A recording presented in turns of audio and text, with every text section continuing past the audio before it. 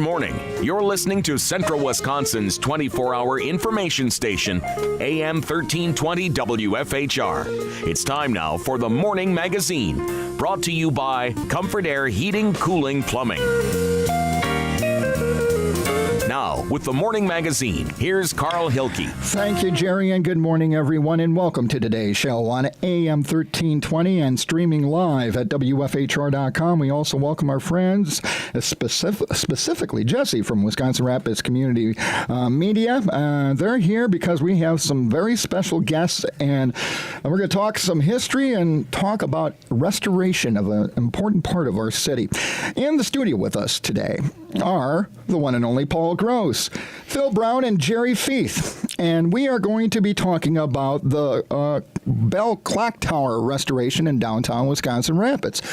For those of you unfamiliar, on the east bank of the Wisconsin River, in the area near the Triangle, across from what used to be the Labor Temple, and that building that's going to be torn down, is this beautiful tower. And it has a historic clock in it. And it has when it was first put up, it had a bell. you could could walk by and go, oh, it's the top of the hour. I'm late. But now it's been silent for a while. But we have good news. A restoration project is well underway, and these three gentlemen are part of the committee. And in fact, Paul helped preserve the clock, and Jerry was the architect for that beautiful tower. And Phil, you're the person who can tell the history about the history of the tower. Well, good morning, Carl, and thank you very much for having us on air today. But that Memorial Clock and Bell Tower has a wonderful history of Wisconsin Rapids because the clock itself was part of the old 1892 City Hall for the city of Grand Rapids. Beautiful building that used to be right on the corner of Baker and First Street, right where the roundabout is now, next to the courthouse. And we should explain that for folks. The city of Grand Rapids, we used to have Grand Rapids on the east riverbank, Centralia on the west riverbank. On the west side. So this was our city hall. And in 1900, the two cities merged and became the city of Grand Rapids. After all, we didn't need two fire departments, two police departments, etc. And then we became Wisconsin Rapids to avoid the confusion with Grand Rapids, Michigan. Exactly. In See, 1920. I've listened to your... Very good. Professor. I love it. But anyway, our 1892 City Hall housed the fire department, the city hall up on the second floor, and the T.B. Scott Public Library. And the beautiful clock tower had this magnificent clock, four-faced clock that was installed in 1892. That building was raised in 1957, and fortunately, the city of Wisconsin Rapids saved the clock. It went from location to location to location, and our friend Paul Gross was able to keep an eye on the clock. And in the early 80s, Paul had a dream about getting that clock and bell tower back to work. And so it all started about 1980. Paul contacted Jerry Feith, a local architect and a builder, and sure enough, they came up with a beautiful design. And then the hard part came, the fundraising effort. Yes. It was a public fundraising. No public dollars. It was actually a private fundraising effort, I guess. No public dollars were used to build that beautiful tower. And Paul had found a clock maker up in Ashland, Wisconsin, who did the original renovation of the old clock. And it ran beautifully up there for at least for the past 25 years. All of a sudden, in last fall, it was time to take a look at that tower, take a look at the caulking, take a look at the clock itself. And we were so fortunate to have Paul still available and Jerry still available to handle the renovation of that beautiful tower. I first want to start with Paul. Paul, what was it that made you fall in love with this clock? I know you know timepieces like nobody in this town, but what was it that just fascinated you about this clock? Well, actually, it was a combination of things. The mechanism itself, of course, is very interesting. There's no question about that. But I remember that clock from when I was a little kid, and you'd get orders from home. That clock strikes 5 or whatever time your parents said, you better be on your way home. And had a lot of association with it that way. And just before they tore that building down, if you can imagine, this library building stood there, and they didn't even bother to lock the door, but nobody went in there and raised Cain with anything or moused up the mechanisms or anything of the building. And so I went in there with a friend one day, and I'd never seen the clock, and I wanted to climb up there, so we did. We went up to the top and fooled around up there, and I said, well, why don't we wind it up? And we did, and it ran. And then the cable going down to the bell had broken, and so we tied that back together. And I said, from now, that clock's going to strike tonight. Everybody's going to wonder what happened. And what happened is our nut wasn't too good, and when it went to strike, the knot opened up, and we never did get it. But anyway, I think the statute of limitations has passed, so you're safe. I was fascinated by it, and so I started thinking about we've got to find a way to save this thing. And then I knew they were going to take the building down, and I thought, my God, they're going to ruin that pendulum. It's a wooden pendulum.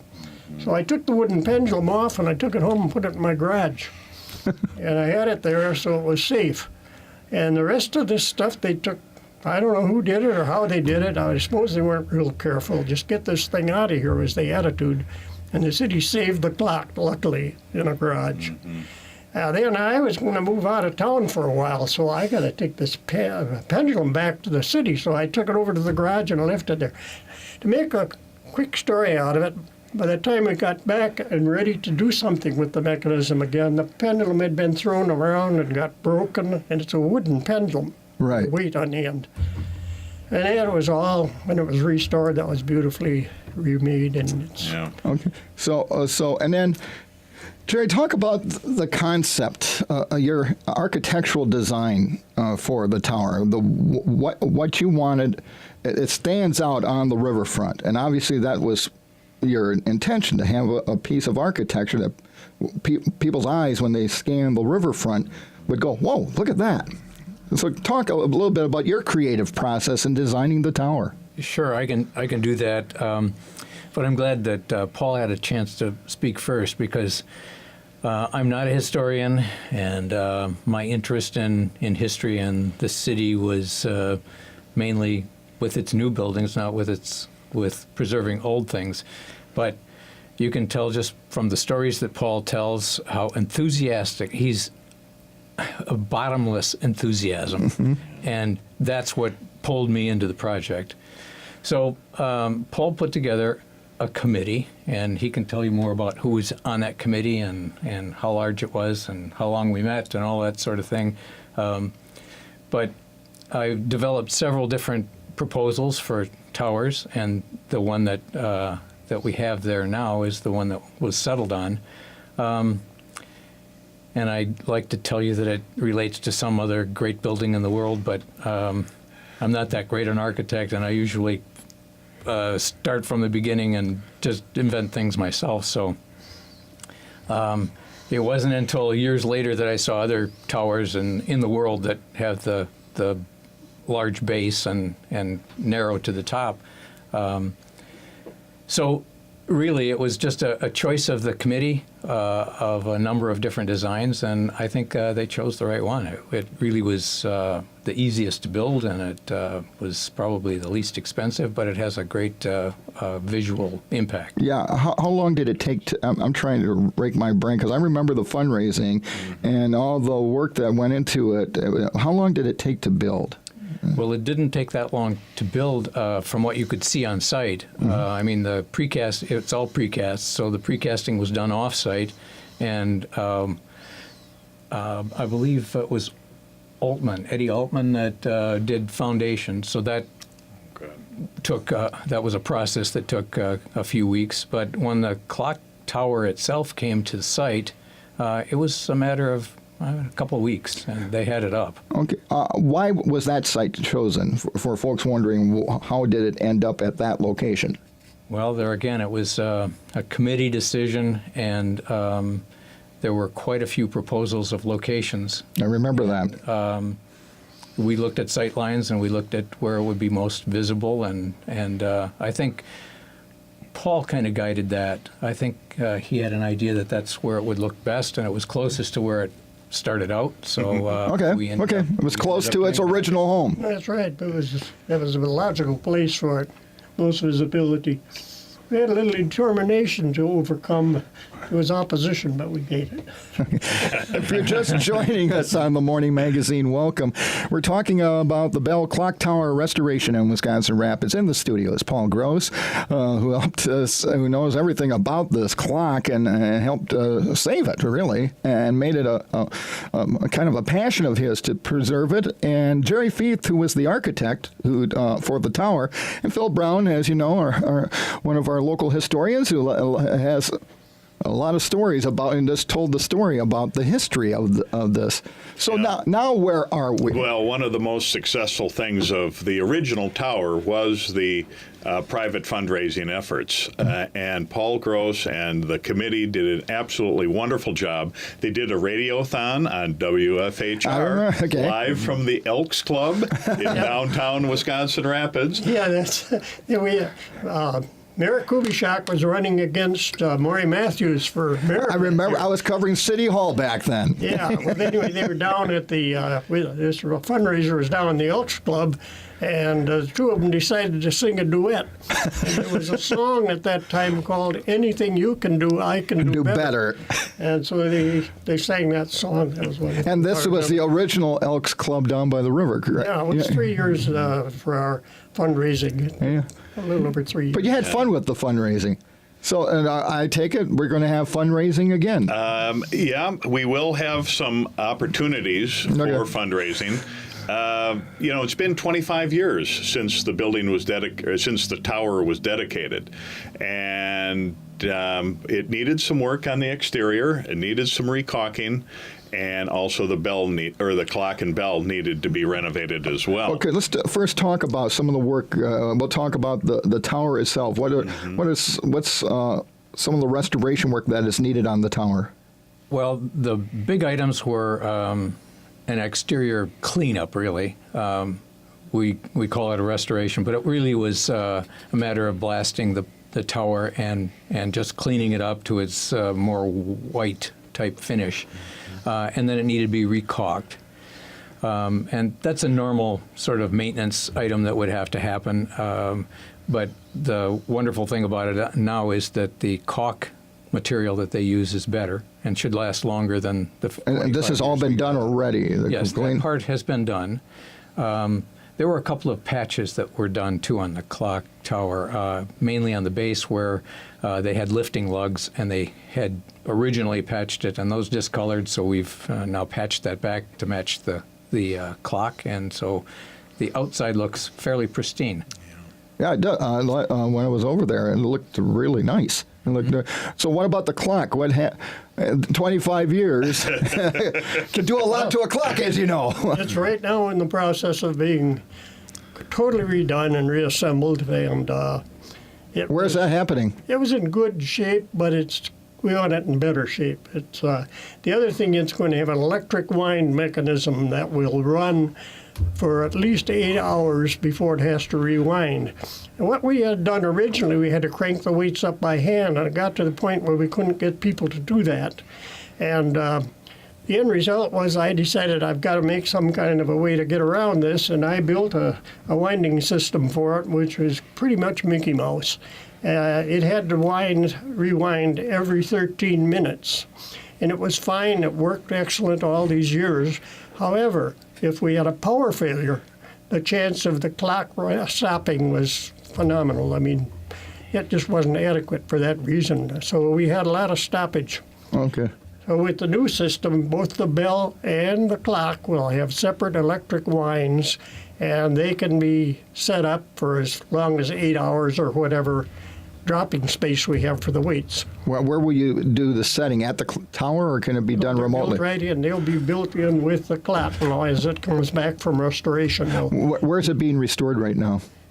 Edmund, where is it? It's in Minnesota. Minneapolis. Okay. One of the last of the old clockmakers, as far as we can tell. But Rory DeMassey from Mechanical Clock And Watch Supply. and Yep. Watch Supply Oh. is doing a complete restoration. It'll be brought back to almost even better condition than Well, the original condition of 1892. Wow. He's claiming factory new condition when he's done. Factory new. Wow. So when does he? Fabulous. First of all, imagine he just loves this project. This is. Well, he does these all over the Midwest. Okay. And so when he saw Howard Clock, he knew exactly what it was, and he knew exactly what was missing, and he knew exactly what he had to do. So just to explain a little bit about what he has done so far is that he's taken the clock out. And in order to take it out, he's taken all the gears out, he's taken the frame apart, and that gets me into another area. All of the platforms in the clock tower were built with openings for the ladder that were too small.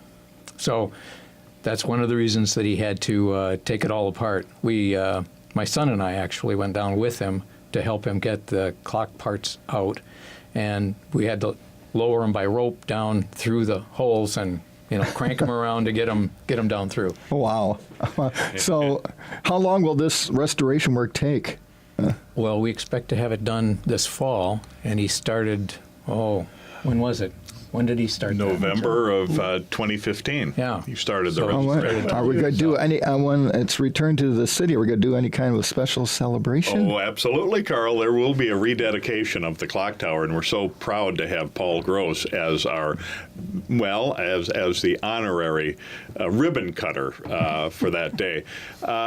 Before the snow flies is going to be a challenge, but if not, if we can't do it this fall, the rededication will be in the spring of 2017. Okay. But the cost of the renovation of the clock tower. Thank you for anticipating my next question. But the cost has been picked up by our friends at the Mead Foundation. Oh. The Clock and Bell Tower is located in Mead Rapids View Park, and the Mead family and Consolidated and the Mead Foundation has done a wonderful job preserving our beautiful riverfront. Restoration of the Clock and Bell Tower was a natural project that the Mead Foundation would support. We also have, so we do want to thank our friends at Yes, Mead very Foundation much. for Thank you their very much. generous That's support of this yes. restoration project. However, just like we did 25 years ago, we did have opportunities for people to donate to the clock tower and have their name etched in granite right down by the clock tower. The granite actually came from the old Daily Drugstore building on 1st Street. Really? Or 2nd Street in Wisconsin Rapids, where Paul Gross used to have a jewelry store. I bought the granite when they tore the building down. I didn't know what I was going to do with it, but I bought it all because I thought this has got to be good for something. So then when we got going on the clock tower project, I donated all the granite that we needed for it. You were ahead of your time as a recycler, my friend. And Hartle Monument gave us literally allowed, they came in and etched all the donors' names into granite that's still Cool. down there.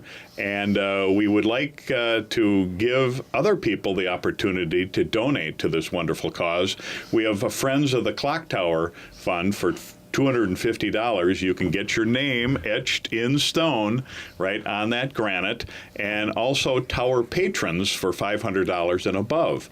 So the Southwood County Historical Museum will be taking orders for that as well, and we'll be doing a little bit of fundraising for that as well.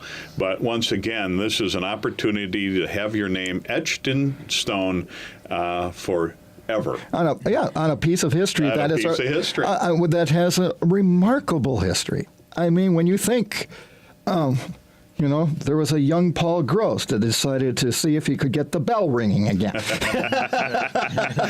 in the 1950s. Like I said, the statute of limitations, Paul, I'm sure is expired. You don't have to worry about anything. Didn't think I'd be here at 93 years old. I'm still here. Yeah, but this obviously has been a passion of yours, this clock, because of its uniqueness. And what it meant to the community. Right. So what are you hoping now that once that the clock is up back in the tower, once it's rededicated, what would you hope people think every time they hear the bell or the chimes or whatever? Well, I suppose they should think of where it came from in the first place. That's what it's all about. So Yeah. that would be my thought. Sure. And it's been a landmark in Wisconsin, in the Southwood County area since 1892. Has there ever been thought of, is there going to be lighting on it for at night, or has there ever been thought of putting lighting on it? There is lighting on the tower now. Okay. This has been off and on a little bit. Okay, that's probably why some people wonder. A lighting upgrade is part of the plan, and we've got LEDs planned for outside. Okay. And we're changing over the lighting inside to LEDs also, so that here's part of the problem is that when incandescents or other lighting modes go off or burn out, then somebody has to climb the tower and change those lights, and it's not always an easy thing to do, especially in the middle of the winter. Yeah.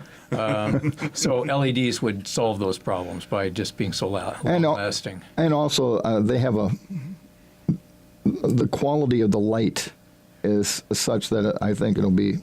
Well, originally there was exterior lighting on the outside, but I remember that. they were located on the ground, and the vandals took care of that. We just couldn't keep up with it, so there's no exterior lighting now. That's a sad commentary. Yeah, I know. I'd be corrected. Yeah, but it will be lit with LED lights, and That's what the plan would be: is to put LED lights in the for the dials, so that they don't flicker and they don't go out and so forth. And then we would replace the existing ground lights with LEDs. So that's a little bit sharper light. It's a little nicer. is there a way the public can keep up with the status of the restoration, or do you have a website or a historical museum? No, we don't have a website, but basically we will be doing some articles in the local Daily Tribune and also the City Times. So we'll be keeping everybody informed. When we get closer to the rededication, Carl, we will probably give you and Pam a call. Hey, to I'm see if looking we forward can get to on air. You're always again. welcome. You're always welcome. But it's just absolutely wonderful monument, and so glad to have Paul and Jerry available for the restoration. And when you think about it, in 2017, if it was dedicated in 2017, I believe that would be approximately 125 years since the 1892 City Hall was dedicated. That should be a heck of a dedication ceremony. That's very interesting. Yeah. Well, congratulations on all the work so far, and thank you so much for sharing the history of this opportunity. Yeah, for this marvelous structure in our city. And now, folks, when you drive by the tower, take a look. Now you know the history and why it's so important, and what we have to look forward to when the clock is back in the tower. Exactly, and thank you very much for all you do for our community, Carl. This is just an asset to be able to allow us to talk about this project and to let your listeners know exactly what's going on at that beautiful monument. Well, thank you again, and I appreciate the kind words, and look forward to the restoration and the rededication of that magnificent structure and hearing that clock and the bell again. And thank you, Paul. Paul's dream. Yeah, Paul's dream is coming true. It's being reborn in a way. And Jerry, thank you so much for sharing the architectural history. And Phil, as always, I'm always interested in listening to history about the greater Wisconsin Rapids area. Thank you, guys. And that's going to wrap up part one of today's edition of the Morning Magazine.